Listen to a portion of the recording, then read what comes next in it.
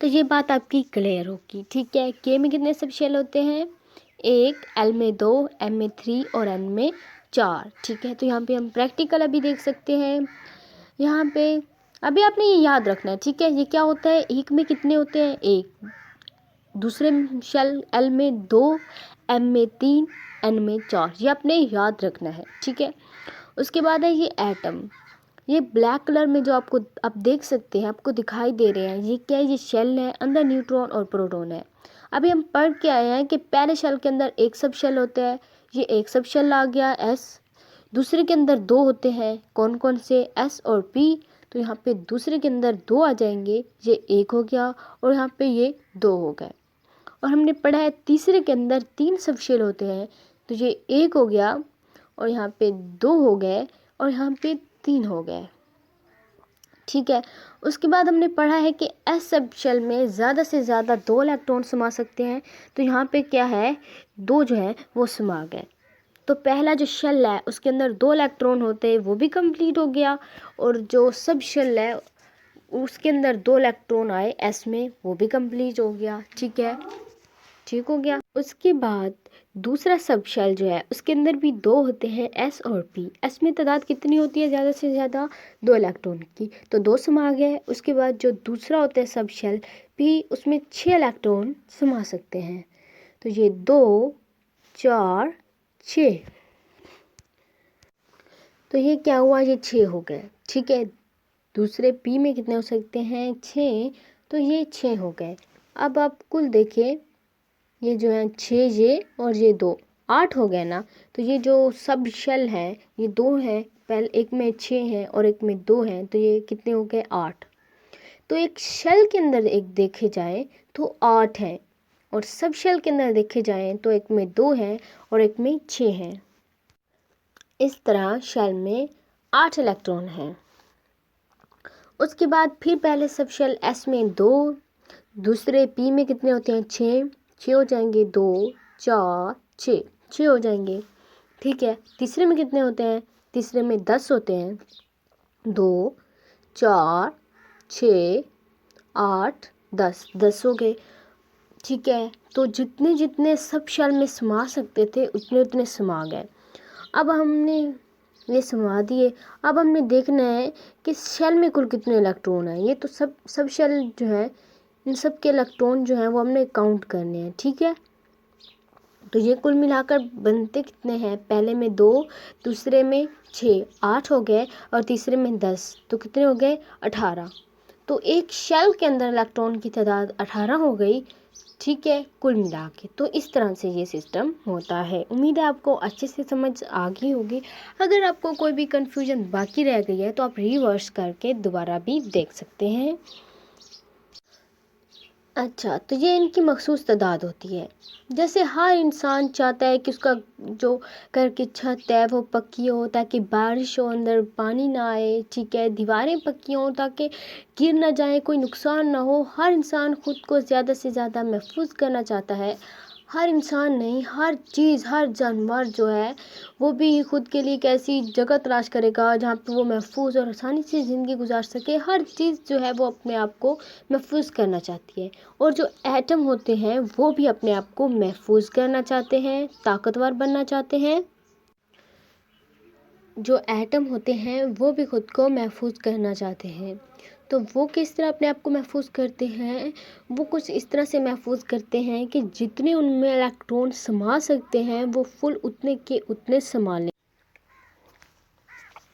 तो जो ये एटम होते हैं ये भी अपने आप को महफूज करना चाहते हैं, ज़्यादा से ज़्यादा पावरफुल होना चाहते हैं और ताकतवर होना चाहते हैं। इसके लिए ये क्या करते हैं, ये कैसे महफूज होते हैं? इनमें जो सब शेल्स होते हैं, इलेक्ट्रॉन्स होते हैं, ठीक है, जितनी तादाद समा सकती है उतनी किसी न किसी तरीके से अपने अंदर समाते हैं। तो फिर ये पावरफुल हो जाते हैं, इनको कोई नहीं तोड़ सकता। अगर इनमें जितने इलेक्ट्रॉन समा सकते हैं उतने इलेक्ट्रॉन ना हो तो ये मजबूत नहीं होते, बहुत कमज़ोर होते हैं, ये टूट जाते हैं और बिखर भी जाते हैं। तो ये अपने आप को महफूज करने के लिए अपने अंदर जो सब शेल्स होते हैं वो फुल करते हैं। ठीक है, यानी कि इलेक्ट्रॉन जितने आ सकते हैं उतने फुल समाते हैं। और ये काम वो 3 तरीक़ों से अंजाम देते हैं। तो यहाँ पे दर्ज झैल 3 तरीके हैं। एक है आयोनिक बांड, दूसरा है कोवलेंट बांड एंड थर्ड है dative covalent bond. Dative covalent bond को कोऑर्डिनेट कोवलेंट बांड भी बोलते हैं। तो ये वो 3 तरीके हैं जिनके ज़रिए एटम अपने वैलेंस शेल में इलेक्ट्रॉन मुकम्मल करते हैं। इलेक्ट्रॉन मुकम्मल करने का मतलब ये है कि अगर एटम के वैलेंस शेल में, मतलब अगर एटम के 2 शेल हैं, ठीक है, तो एटम का जो वैलेंस शेल है उसमें कितने इलेक्ट्रॉन होने चाहिए? 8 होने चाहिए। और अगर 8 नहीं है, 4 हैं, ठीक है, 5 हैं, 6 हैं, 7 हैं, ठीक है, जितने भी हैं, तो जितने होने कितने चाहिए? 8 होने चाहिए। तो एटम में 4 हैं, 5 हैं, जितने भी हैं, तो एटम इन 3 तरीक़ों से किसी और एटम से इलेक्ट्रॉन ले लेता है और अपने 8 पूरे कर लेता है, ठीक है। एटम के वैलेंस शेल में जितने इलेक्ट्रॉन समा सकते हैं ना, उतने ही एटम इलेक्ट्रॉन समाना चाहता है, ठीक है। और अगर उतने इलेक्ट्रॉन मतलब नहीं हैं, 8 समा सकते हैं आखिरी शेल में, उतने नहीं हैं, 5 हैं, 6 हैं, तो बाकी के जो इलेक्ट्रॉन हैं वो एटम इन 3 तरीक़ों से दूसरे एटम से लेता है, ठीक है। तो अभी आपको मज़ीद आगे अच्छे से समझ आ जाएगी, ठीक है। एक बात आपको मैं बताती जाऊँ कि ऐसे नहीं होता कि पहले शेल में इलेक्ट्रॉन, मतलब आपको पहले बताया 2 आ सकते हैं, तो पहले में 1 हो, दूसरे में 8 आ सकते हैं, तो दूसरे में 4 हों। ऐसा नहीं होता। पहले एक शेल जो है जितने उसमें आते हैं वो उतना भरता है, ठीक है।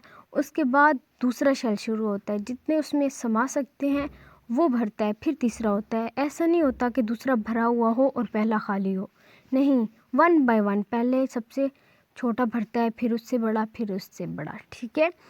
तो अब हम सबसे पहले देखेंगे आयोनिक बांड को, ठीक है। आयोनिक बांड में होता क्या है, ठीक है। तो जैसे कि मैंने बताया कि एटम की कुछ इस तरह से शक्ल होती है, ठीक है। दरमियान में आप देख सकते हैं न्यूट्रॉन और प्रोटॉन है, शेल्स में इलेक्ट्रॉन है। एटम की वैलेंस शेल में यानी कि आखिरी शेल में आप देख सकते हैं 4 इलेक्ट्रॉन है, और दूसरे शेल में कितने इलेक्ट्रॉन होने चाहिए? 8 होने चाहिए। तो एटम कुछ ऐसा करेगा कि अपने वैलेंस शेल में 8 इलेक्ट्रॉन पूरे कर लेगा, ठीक है। तो अगर एटम के 2 शेल हों, जैसे कि इसके हैं, ठीक है, तो इसके शेल में कितने? 8 पूरे होने चाहिए, ठीक है। तो एटम 2 काम करता है। या तो ये एटम क्या करेगा, 4 इलेक्ट्रॉन और हासिल कर लेगा, 8 पूरे कर लेगा, या तो वो क्या करेगा, इन चारों को खारिज कर देगा, ठीक है। अगर उसके पास कोई और एटम नहीं है पास, और तो फिर ये खारिज हो जाएंगे चारों के चारे। उसके बाद ये शेल भी ख़त्म हो जाएगा। उसके बाद जो इससे नीचे वाला शेल है वो तो पहले से भरा हुआ है ना, ठीक है। जितने उसमें समा सकते हैं उसमें तो उतने समाये होंगे ना। तो इस तरह से एटम थोड़ा सा छोटा हो जाएगा, लेकिन जितने उसमें इलेक्ट्रॉन समा सकते हैं उतने तो समाये होंगे, तो इस तरह से भी मजबूत हो सकता है, ठीक है। तो एटम क्या करते हैं, अगर एटम में यहाँ पे कितने 8 इलेक्ट्रॉन होने चाहिए। अगर इलेक्ट्रॉन 4, 5, 6 हों तो बाकी के जो इलेक्ट्रॉन्स हैं वो एटम दूसरे एटम से हासिल कर लेते हैं। और अगर इलेक्ट्रॉन 1, 2, 3 हों, ठीक है, यानी कि 4 से कम हों, तो वो खारिज कर देते हैं, ठीक है। तो अब यहाँ पे आपको एग्जांपल के साथ मैं आपको समझा दूँगी, आपको अच्छे से समझ आ जाएगी, ठीक है। आयोनिक बांड, इसमें क्या होता है, फॉर एग्ज़ाम्पल हमारे पास एक मिसाल है, जैसे कि ये एक एटम है, ठीक है, 2 एटम है, यहाँ पे आप देख सकते हैं। इस तरफ आप देखें तो एटम के वैलेंस शेल में, आखिरी शेल में आप देख सकते हैं 7 इलेक्ट्रॉन है, ठीक है। कितने हैं? 7 हैं। और होने कितने चाहिए?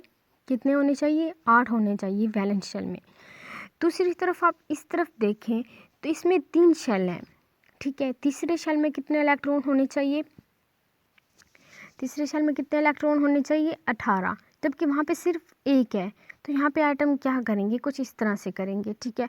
अब एटम के लिए ज़्यादा मुश्किल है 17 इलेक्ट्रॉन हासिल करना। 17 हासिल करना मुश्किल है ना।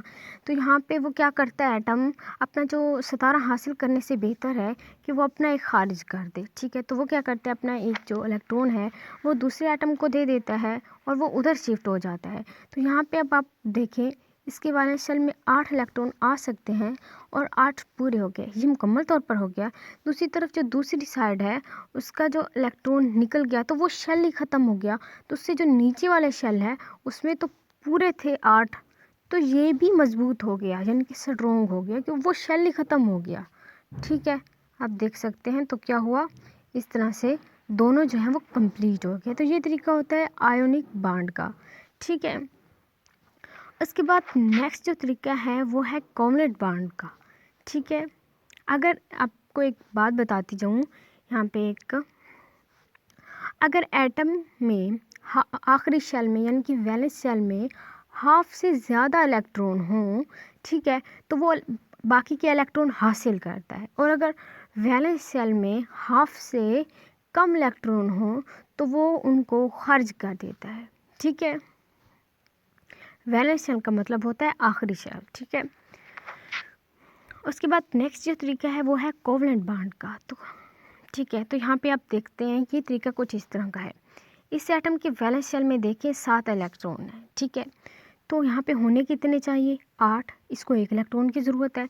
जबकि आप इस तरफ देखें तो यहाँ पे भी कितने हैं, 7 हैं, इसे भी इलेक्ट्रॉन 1 चाहिए, तो वो अब 7 भी नहीं खारिज कर सकता। ठीक है, क्योंकि 1 हासिल करना ज़्यादा आसान है, 7 खारिज करना ज़्यादा मुश्किल है, तो वो कुछ इस तरह का तरीका अपनाते हैं। यहाँ पे आप देख सकते हैं साथ में इस तरह का, वो अपने एक वो इलेक्ट्रॉन जो उसके पास एक साइड में होता है और जो उसके पास होता है वो उन दोनों को इकट्ठा कर लेते हैं। ठीक है, इस तरह से दरमियान में रख लेते हैं और दोनों एटम इकट्ठे हो जाते हैं। और अगर आप काउंट करेंगे तो इस तरह से अगर आप काउंट करेंगे तो इस तरह से ये इलेक्ट्रॉन जो है इस तरह से काउंट करेंगे तो यहाँ पे आप देखिए 8 हो जाएंगे। ठीक है, गिनेंगे ना तो 8 हो गए ना, तो ये भी मजबूत हो गया, कंप्लीट हो गया। अगर आप दूसरी तरफ काउंट करेंगे, ठीक है, तो उस तरफ भी क्या हो जाएंगे, पूरे 8 हो जाएंगे। यहाँ पे भी आप करेंगे, यहाँ पे पूरे करें तो इसमें गिनेंगे तो यहाँ पे भी 8 हो गए, तो दोनों मजबूत हो गए। ठीक है, तो ये तरीका क्या होता है, ये तरीका होता है कोवलेंट बॉन्ड का। ठीक है, इस तरीके को क्या कहते हैं, आयोनिक बॉन्ड होता है जिसमें मुकम्मल तौर पर एक एटम से इलेक्ट्रॉन खारिज होता है और दूसरे में आ जाता है, और फिर वो दोनों एटम जहाँ मर्जी जाएं साथ में नहीं रहते, आज़ाद होते हैं। और इसमें क्या होता है कि दोनों जो हैं वो दरमियान में रखते हैं अपने, तो फिर वो दोनों एटम साथ होते हैं, आज़ाद नहीं होते, उनको एक दूसरे के साथ रहना पड़ता है। जैसे कि मज़ीद आपको अभी समझ आ जाएगी। यहाँ पे आप देख सकते हैं उसमें भी इलेक्ट्रॉन थे और इसमें भी, और वो दोनों इस तरह से इकट्ठे हो जाते हैं और फिर साथ साथ रहते हैं। ये तरीका बनाते हैं और इसको आयोनिक बॉन्ड कोवलेंट बॉन्ड कहते हैं। ठीक है, और जो थर्ड तरीका होता है वो है डेटिव कोवलेंट बॉन्ड, इसको कोऑर्डिनेट कोवलेंट बॉन्ड भी कहते हैं। तो चलिए देखते हैं कि इसमें क्या होता है। ठीक है, एटम की आप शक्ल देख सकते हैं यहाँ पे। ठीक है, तो यहाँ पे क्या है, एक एटम जो है, ठीक है, यहाँ पे आप देख सकते हैं इसमें कितने 8 पूरे हैं, ये मुकम्मल तौर पर मजबूत है।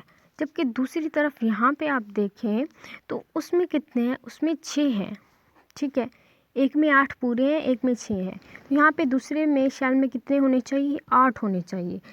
तो वो अब उसको 2 चाहिए, लेकिन उसके पास कोई एटम भी नहीं है जिसको 2 जो है इलेक्ट्रॉन वो उसे मिल जाए, तो इसके पास कोई एटम भी नहीं है, साथ में सिर्फ है और वो मुकम्मल तौर पर मजबूत है, उसमें 8 पूरे हैं।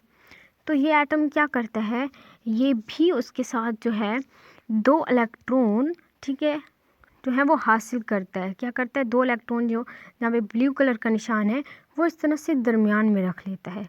और देखें फिर इसने रेड वाले जो हैं वो दरमियान में रख लिए।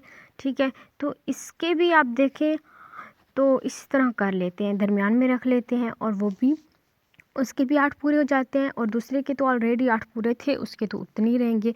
अगर आप इसके काउंट करेंगे तो यहाँ पे इसके भी 8 पूरे हो जाएंगे। ठीक है, और अगर दूसरे को काउंट करेंगे इसको, तो इसके भी 8 पूरे हो जाएंगे। ठीक है, इसके भी 8 पूरे हो जाएंगे। समझ आ गई है। तो ये होता है डेटिव कोवलेंट बॉन्ड। हो सकता है आपके जहन में क्वेश्चन आ रहा हो कि कोवलेंट बॉन्ड और डेटिव कोवलेंट बॉन्ड जो हैं वो थोड़े सेम है, तो इनमें फ़र्क क्या है। तो डेटिव कोवलेंट बॉन्ड क्या होता है कि इलेक्ट्रॉन का जो पेयर होता है, जोड़ा होता है, वो एक ही एटम देता है। ठीक है, डेटिव कोवलेंट बॉन्ड में एक ही एटम देता है। जैसे कि इसने ब्लू कलर में दिया हुआ है, आप देख सकते हैं यहाँ पे निशान जो है ये है, तीर का निशान भी है, ये वाला जो छोटा सा दरमियान में है, ठीक है। तो ये वाला दिया हुआ है। तो डेटिव कोवलेंट बॉन्ड क्या होता है, इलेक्ट्रॉन का जो जोड़ा होता है वो एक ही एटम देता है, जबकि कोवलेंट बॉन्ड में क्या होता है, दोनों देते हैं। एक इस एटम ने एक एटम दिया, ठीक है, और एक इसने दिया, ठीक है। एक ये देता है, एक ये देता है, यानी कि दो कोवलेंट बॉन्ड में क्या होता है, दोनों एटम एक एक इलेक्ट्रॉन देते हैं और इस तरह से इकट्ठे हो जाते हैं, ठीक है। और जो दूसरी तरफ है हमारे पास, दूसरी तरफ है जो डेटिव होता है, उसमें क्या होता है, डेटिव में क्या होता है, एक ही एटम दोनों इलेक्ट्रॉन देते हैं। तो ये फ़र्क होता है। तो आपने मुकम्मल तौर पर आज पढ़ लिया एटम क्या होते हैं और किस तरह से मजबूत होते हैं, और मुकम्मल तौर पर आपने समझ लिया। और अगर आपको कुछ समझ नहीं आया तो आप दोबारा से वीडियो रिवर्स करके भी देख सकते हैं।